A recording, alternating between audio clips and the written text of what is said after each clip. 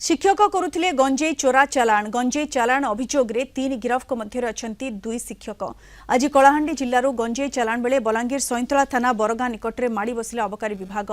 चढ़ऊ बेले 33 केजी गंजेई जबत होईछि। सूचना अनुसार गंजेई चोरा चालाण होतिबा खबर पाई बरगां निकटरे टिटलागढ़ अबकारी विभाग अधिकारी छक्की बसिथिले।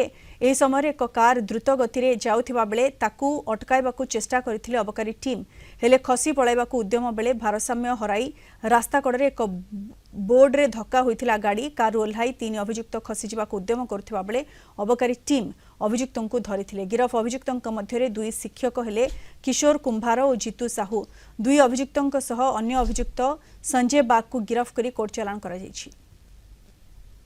आर्टिका गाड़ी कलाहांडी साइड रू गंजेई चालाण होबार अच्छी। आम दूसरा एक्साइज स्टाफ और टिटलागढ़ एक्साइज स्टाफ जॉइंटली बरगां छक पेट्रोलिंग करूँ। से टाइम गाड़ी चेकिंग टाइम गोटे आर्टिका गाड़ी आसाला जिते आम अटकाई चेष्टा करूँ। से रसली बहुत नेग्लिजेंटली से एस्केप करने चेष्टा करूला।